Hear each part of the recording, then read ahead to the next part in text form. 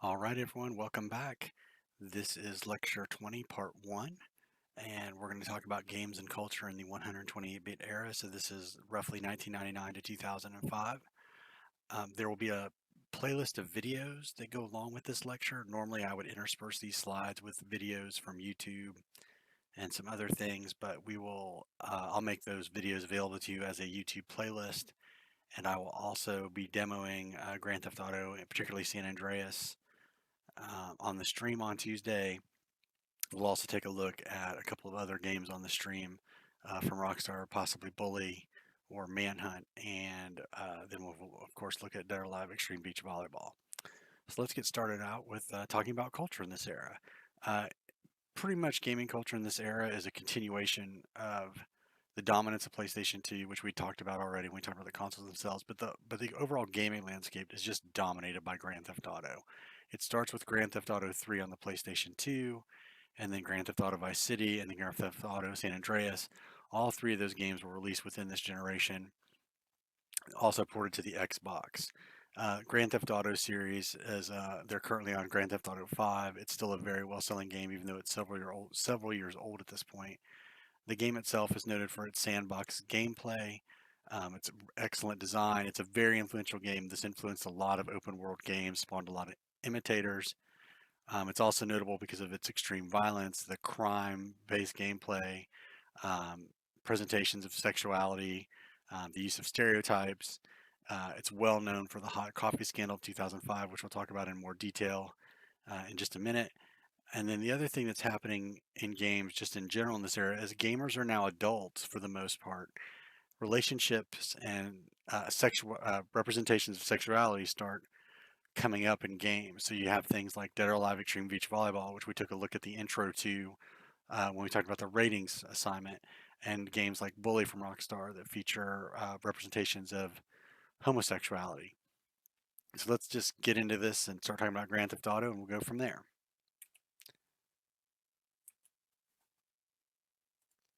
All right, so three games in this series in this era: GTA 3, Vice City, San Andreas.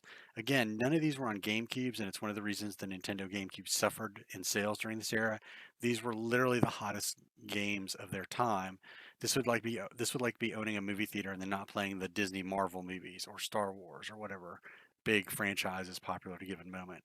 The gameplay itself, in case you're not familiar with it, it just takes place in a virtual city. There's a lot of other uh, characters walking around. There's traffic. There's events. A couple of important details from a technical and design perspective is that Grand Theft Auto was one of the very first games to stream off of discs instead of loading.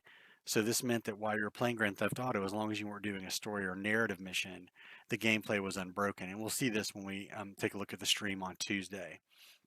You can literally just drive around and do whatever you want um, with your character. You can steal cars, you can drive cars, you can do stunts, you can run people over, you can shoot people, you can taxi people around, you can do all kinds of stuff. And so it was a very immersive game. It's one of the first games to really nail that feel on the console side.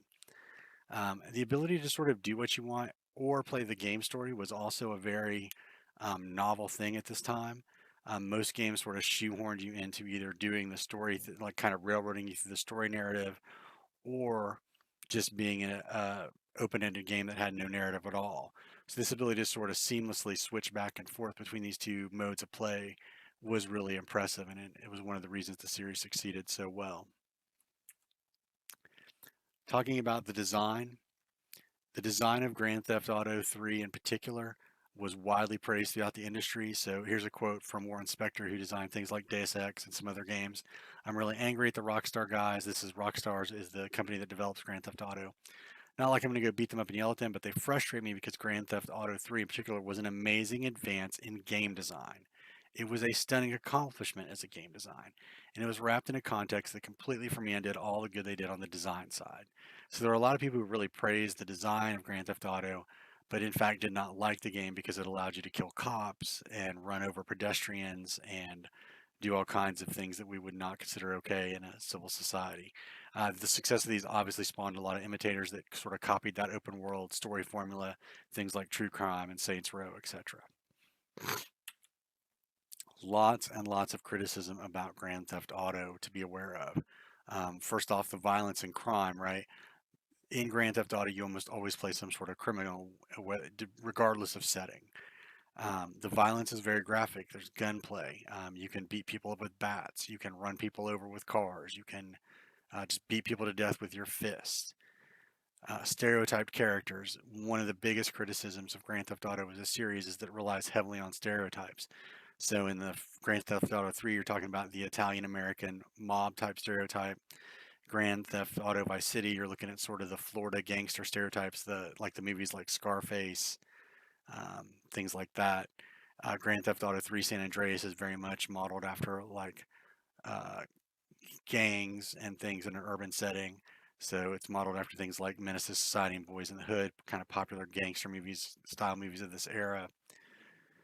Now, Rockstar claims that these things are so exaggerated that they're basically parody, but again, this just sort of cements the portrayals of these people, of these types of people who belong to these groups in a certain way. And that's a lot of the complaint about the stereotypes. We talked about that. We talked about representation, but Grand Theft Auto makes heavy, heavy use of those throughout the series. Another big criticism was the role of women or the violence against women. Female characters are almost always minor in Grand Theft Auto. You can do things like solicit a prostitute and then beat her up and get your money back. So really kind of awful stuff. That this was just yet another criticism about the game. Just the presentation of sexuality. The fact that Grand Theft Auto even alluded to the fact that adults in these stories have sex or in relationships. And then with the hot coffee mod that we'll talk about here in a minute, it just spirals out of control. Grand Theft Auto was so influential. You would see it in TV shows of the era. You would see it in um, talked about on talk shows and news articles and things. It was attempted to be used in court cases involving crime. They said, "Oh, Grand Theft Auto played a critical role in this person participating in this crime," and that didn't work out. But I mean, that's just the cultural level of influence that these games had in the early 2000s. All right, let's talk about hot coffee for a second. Hot coffee is sort of a notorious mod to the Grand Theft Auto San Andreas game that basically allowed an explicit sexual minigame to be played. This is a still image from it in the slide. It is not just a sex scene, it is an interactive sex scene. So you as the player can actually control what is happening. As you might imagine, this is going to upset a lot of people. When this first came out, Rockstar Games disavowed it, said that's not our code. Some hacker put that in somewhere. And then the person who released the hack basically said, no, here's the code right here. Let me show it to you. And Rockstar said, oh, okay, yeah, well, that was just something we were trying out. We didn't really mean for anyone to play it. However, the idea that this widely popular video game series had virtual sex in it made everyone kind of lose their minds. And we'll see in the videos on the playlist, a lot of politicians reacted to this. Hillary Clinton, who was at that time a senator from New York, the Federal Trade Commission urged that Grand Theft Auto be investigated for false advertising. Or excuse me, the House of Representatives lobbied the FTC to uh, investigate Rockstar for false advertising. As a result, once all this kind of blew up, the game itself was re-rated to be adults only. That rating we talked about ratings, that basically means no one can sell or buy your game. And it was pulled from retail shelves. Literally, you would go into a Best Buy and Target and say, "Can I get a copy of Grand Theft San Andreas?" And they'd say, "No, I'm sorry, we don't have that right now," because Rockstar had to actually press new discs that didn't have the code on it that let hot coffee work. So you see a lot of the uproar about this, and and I do have I should warn you, the first video on the playlist is in fact a sample of what the hot coffee mod does. So it is explicit. I'll make sure to note that in the announcement about this week's lecture that it is not safe for work in any way. And then if are not comfortable with that, you don't have to watch it, but it is there so you can see what all the fuss is about. So again, this caused a lot of hot coffee caused a huge kerfluffle in popular culture and particularly politically. Senator Clinton, Senator Lieberman again requested hearings threatening new legislation to the game industry, the Family Entertainment Protection Act. Here's a quote from Hillary Clinton or her office. Grand Theft Auto San Andreas has pornographic content, which may be unlocked by following instructions on the internet. Senator Clinton will hold a press conference to discuss legislative solutions to keep inappropriate video game content out of the hands of young people. That's the game industry's greatest fear, is that they will come under political scrutiny and laws will be passed that affect their ability to sell their product. U.S. House of Representatives passes a resolution. Again, there's a little video of this on the playlist. The biggest thing is, though, from the game industry perspective, and the most dangerous thing about all this, is that it placed the ESRB rating system into question, right? The rating system only went in 1994, so at this point it's only like 5, 6 years old. So what's happening here is there are literal this is letting people wonder, well, you guys told us this game was MA for mature, but it didn't have explicit sex in it, and now when we turn on the news or see politics, they're telling us that our kids are playing a pornographic video game. That placing the ESRB rating system into questions reopens the question of whether or not the government can regulate the video game industry, and the video game industry does not want that. And that was one of the biggest worries of the hot coffee sort of event or crisis. One of the persons who really uh, used this to leverage their crusade against violent video games and pornographic material is a Florida attorney named Jack Thompson. Jack Thompson, again, there's a few videos of him in the playlist that you'll get to see. He's a well-known anti-game crusader who sued nearly everyone involved in Grand Theft Auto.